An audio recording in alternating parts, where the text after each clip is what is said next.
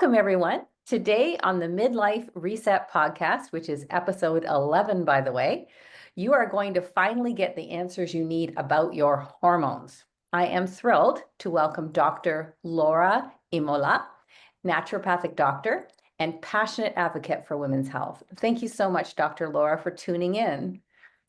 Thank you, Cheryl, and thank you for inviting me to your podcast.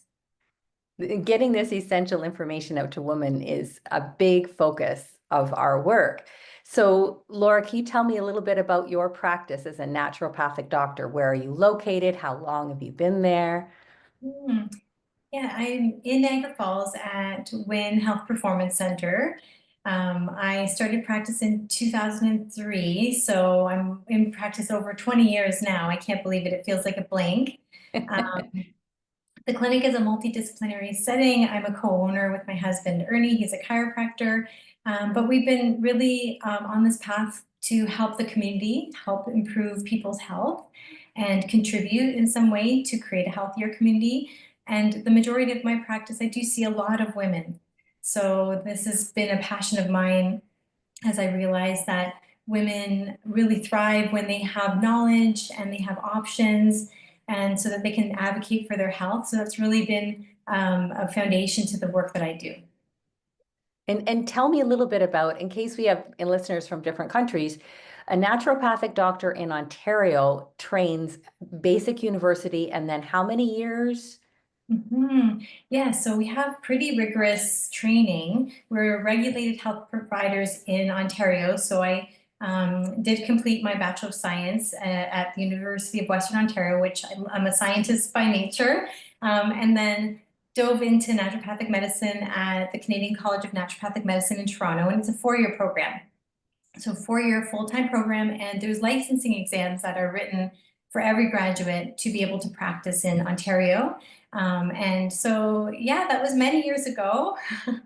I still have students come and they preceptor with me because I do enjoy, again, the element of health education and supporting students because I remember what it was like then. And so, yeah, this is how naturopaths come to be in the healthcare spectrum. And that's, the difference is that although we do get a tremendous amount of medical training to understand health conditions, medications, we have to be able to navigate what to recommend to a person based on what their health history might be, their lifestyle, like all of these different elements of their health, of course, without interfering with what other healthcare providers might be providing for them, like the medical doctors are very respectful of that, but then still offering, and the difference being that we're going to offer natural support to them using many different types of therapies that we have a very in-depth knowledge on how to use as well in a therapeutic sense. And that's why I'm so excited that you're here, Dr. Laura, because you can hear from her training that when you tell us something, this is science-based, it's evidence-based, and you've been trialing this in your own practice for over 20 years. So I'm really excited. Let's dive in. This is a huge subject, hormones, midlife women. And Dr. Laura, one of the biggest areas I think you can help us understand is the role of hormones in our midlife journey. We always hear that the changes start in perimenopause, but let's talk about what that actually feels like. Even though I'm a yoga therapist and I say a million times a day to my students, listen to your body, I didn't even really realize I was in perimenopause. I mean, I can read the calendar. Is that common? Mm-hmm.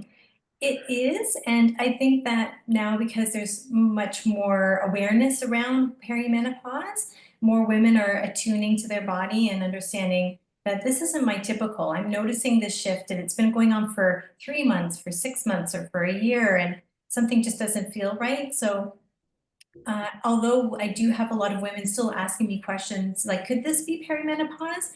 And coming to differentiate that, there's a lot more information, thankfully. In the last 2 or 3 years, it's actually, even with last year, we've seen such a wider, diverse amount of platforms speaking to perimenopause. Yeah, yeah. And so some of the symptoms of perimenopause that I should have been more alert to, what would you say are the common ones? Yeah, so the very early signs are often changes in period timing. So irregular periods may be happening later, maybe happening sooner, every couple of weeks, or then going as long as every 40 to 60 days for some women. They're missing periods. Also, then the quality of the period starts to change too. Some women start to notice that they get very heavy bleeding, or bleeding that lasts longer than their usual, maybe 4 or 5 days. It goes on, spotting is happening for 7 days, 10 days. And then other changes, so things like irritability, less stress tolerance, sleepless nights, some warmth and some body temperature changes, maybe not full on hot sweats or night flashes, but they can have, or night hot flashes and night sweats, they can happen, but to different degrees. And then also changes in libido. So women often will start talking with me about how they have a decreased desire to have sex. So these are the combination of symptoms that women start to experience. And all of them, I can speak to the heavy bleeding, having accidents out in public, all that kind of stuff. I did go to my medical doctor, and the solution they offered was the Mirena, which is like an IUD. It's a birth control product. And because I was someone who really tries to handle my health naturally, I was kind of turned off of the birth control options. Um, so what kinds of things can you offer to your patients, Dr. Laura, when they come in with the heavy bleeding? Mhm. Yeah, this is an interesting conversation. I really find that it's needs to be individualized for each woman. There are many different options for this, and we have to also understand what's happening in the picture. So I will often look at a woman's blood work. We'll understand what hormones are changing. Is it estrogen? Is it progesterone? Is it both?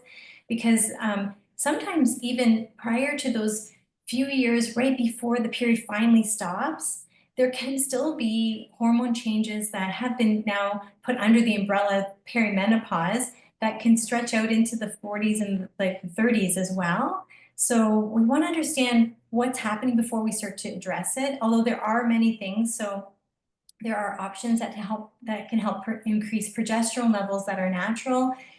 There are options that help to stabilize estrogen and progesterone. So I often will use things like herbs. Sometimes acupuncture, depends on what the symptom picture is. We look at nutrition. I've even seen things like supporting a woman's nutrition quality can help stabilize hormone balance. So it depends, and we can be very specific on what it might be, but it always is individualized to the woman. So it would start with blood work, and then probably you would talk to her about her lifestyle, Mhm. because I'm sure stress factors into this quite a bit, right? Yes, yeah, all the different components. The visits are pretty comprehensive, so we talk about any testing that has been done. We'll take a look at that together, decide if nutrition is okay. We'd look at that in a particular visit, but then also talk about things like what's your health history like what's happening with all the different systems in your body, because all of the systems are connected. So even we're going to, I'm sure, talk about this, but the connection of stress, the connection of digestion, what's happening in sleep, like all of these different components can start to change hormone levels. Yeah, and one of the things that happens for me, it happened to me in my 30s, and I don't think this is so unusual, is that's when thyroid starts to act up. So the role of thyroid metabolism is so important, isn't it? Oh, yes. I mean, definitely, it's something that many people start to notice a change in their energy levels and their metabolic health. And that again prompts them a doctor visit usually. Sometimes they'll see their naturopath, and they'll, with required testing, you could figure out, is this really a thyroid issue? Because we wouldn't be able to know until that type of test is done. But yeah, that's another one that can change. And there are different reasons why thyroid starts to become the flag of things starting to change hormonally in the body. Um, and usually has a lot to do with stress. So definitely can be connected. Yeah. Which connects us into the discussion of the action of the adrenal glands, right? Yes. Yes. It's the root of, I feel, many hormone disruptions. Yes. So talk about adrenal fatigue. Okay.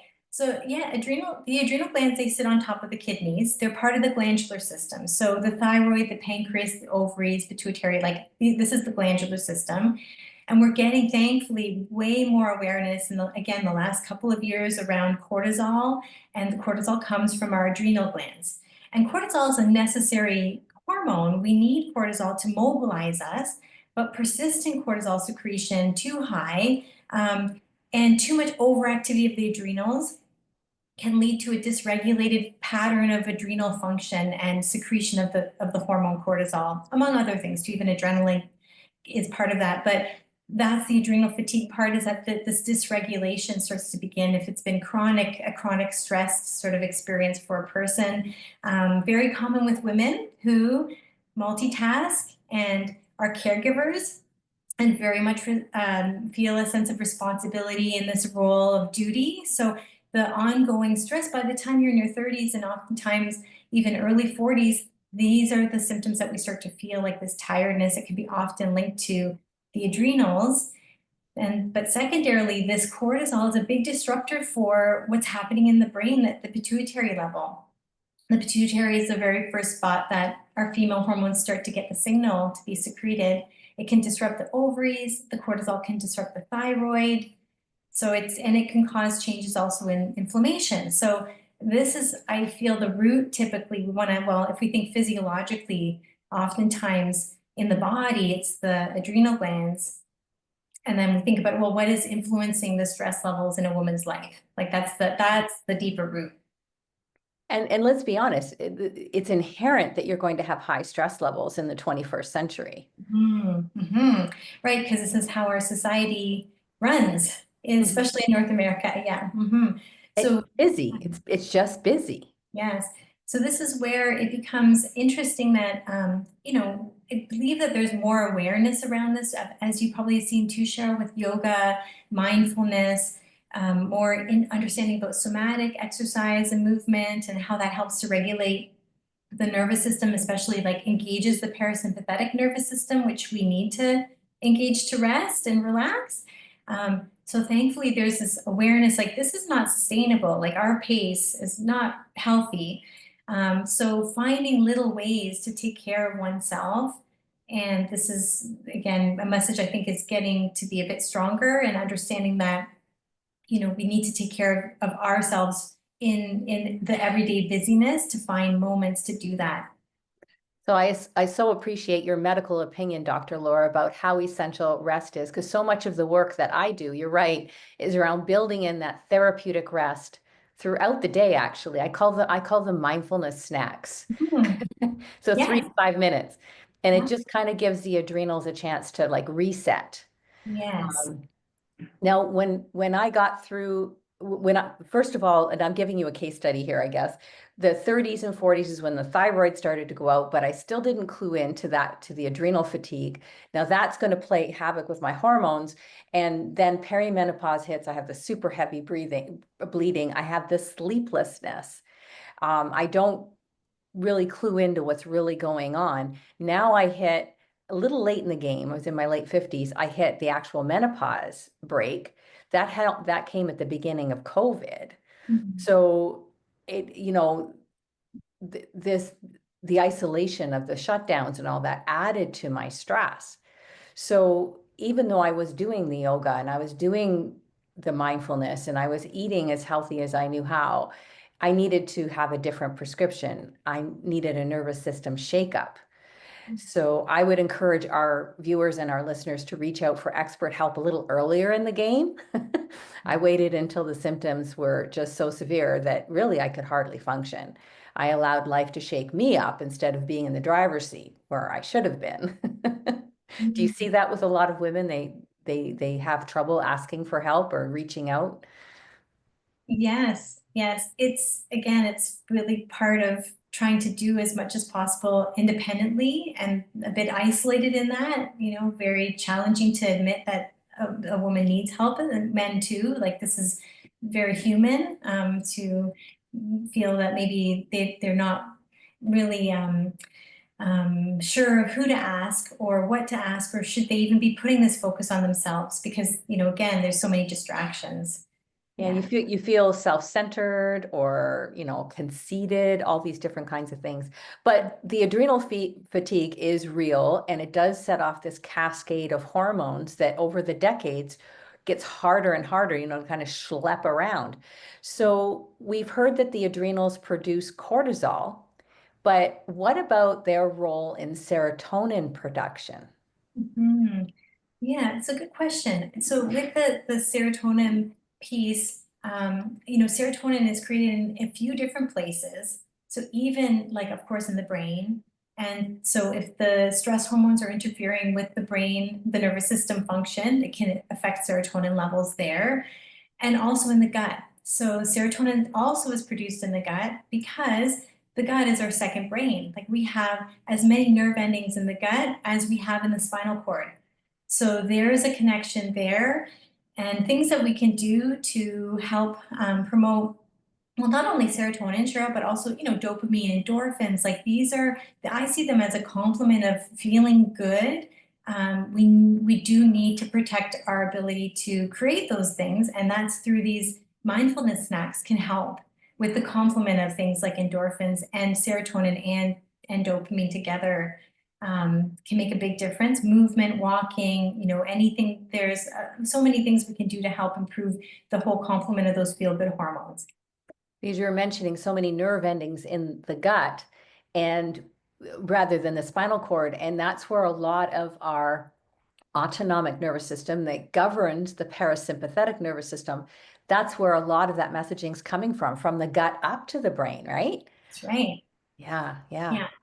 So nutrition is so important, and we all try to eat healthy, but as stress levels get more and more stubborn to shift, I know that I sought comfort in food.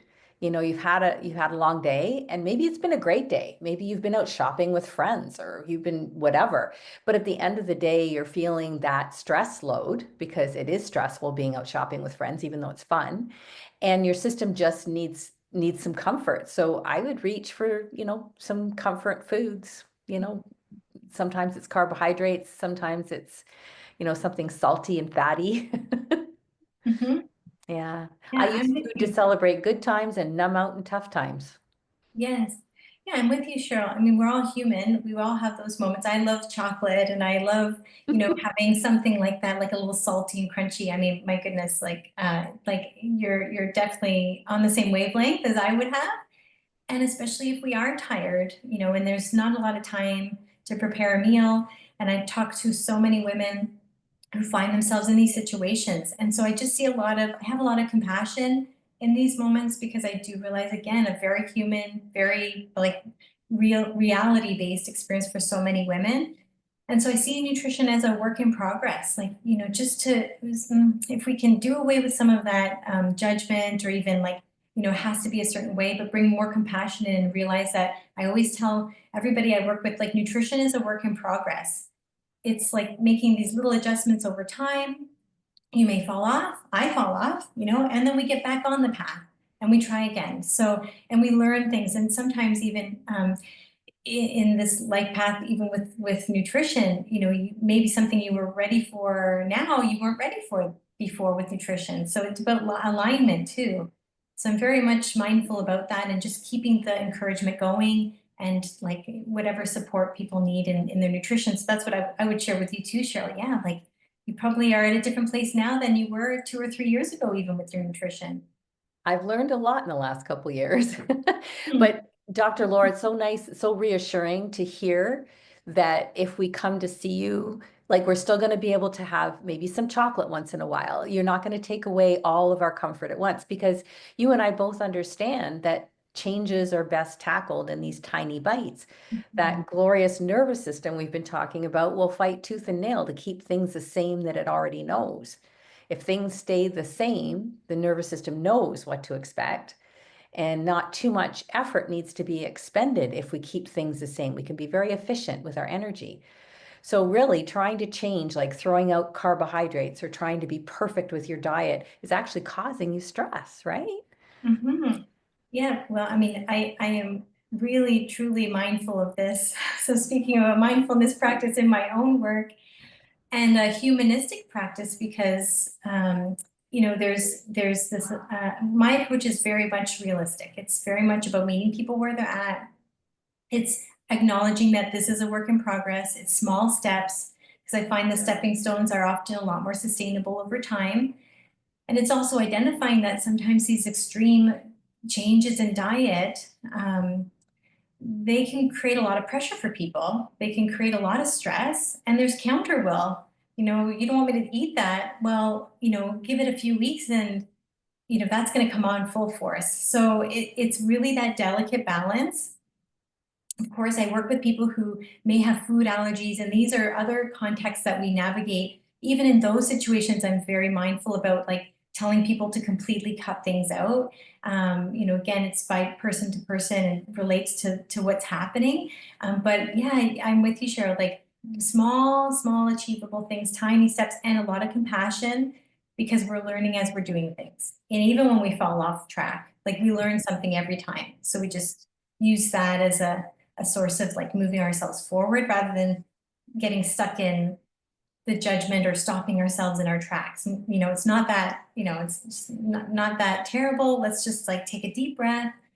It's a bit awkward, kind of like a yoga posture that you're not comfortable in, right? Take Yep. deep breaths. It's okay. It's a moment. And then you move forward to the next thing. Yeah. And you never have to hold a yoga posture if it's genuinely not right for you. That's right. Yeah, you can You'll know in your own soften. body. That's right. Soften in the posture, ease up, take a break, go take a shavasana, if you need it. Yes. Yeah. I used to have one man that came to my classes that just fell asleep for the whole hour and a half. That's what he really needed. That's what he really needed. Exactly. Anyway, so we have just a couple more minutes. Let's just kind of move on to actual menopause transition. There are natural supports. Now, full disclosure, I went through a number of options naturally and made the decision with my doctor and after researching carefully to go on pharmaceutical hormone therapy for menopause. But there's a ton of things that you can do before you make that decision just to see if your body reacts well to these different natural approaches, right? Hmm. Yeah, so definitely, and I want to just share too, Cheryl, that there's a place for all of the treatments. Every woman is so different. Every person's health history, background, and current health is so different. So yeah, although, there are lots of natural options, but we have to always see how does it change quality of life for a given woman? So it's okay, there is a place also for hormone therapy, for bioidenticals, and hormone therapy comes in many different options as well. So so we always assess like what's right for the woman, and is it a blended approach even? Mhm. Yeah. So the hot flashes were really crazy for me. They were making the sleeplessness from perimenopause even worse. And once you don't sleep, then you really can't function. Yeah. So getting support with all of that, talking to somebody who really understands what's happening and giving you permission to do what's right for your body. And Mm. this has been an amazing conversation. I know I've learned a lot, Dr. Laura. Thank you. Now, we're going to include the booking address in the show notes in case anybody wants to follow up with you and ask more personalized questions. Are there any other resources that you would like included in the show notes, Dr. Laura, for people to follow up with? Oh, that's a good question. I do have an Instagram page that is really a lot of my own um, offerings that combine a little bit of everything that I'm doing. So that's at Laura Imola _ND. And then we have our Win Health or Clinic Instagram, which is a variety of different things we do here at the clinic. And oftentimes between the two, there's some really great health resources. We'll post blog posts on the clinic Instagram page. So that's links back to our website. And there's a number of different articles that have been written, and many of them are naturopathic based, like either from myself or my colleagues. So we give a lot of resources through our website that are free. So you can find a bunch of stuff there for sure. Okay. Well, that's great. And I'm sure you have a newsletter too that people could sign up for and stay in We touch do. with you as well. Yes, we have a seasonal newsletter that goes out. So actually the best way to get that, to get on the seasonal newsletter list is to just email me. So I can give you my email address and can add that to the link too. Absolutely. We'll put that in all live links in the show notes. Yeah. And thank you so much, Dr. Laura, for taking time because I know you're busy and offering this to our community. Namaste. Oh, namaste to you too, Cheryl. Thank you for the opportunity.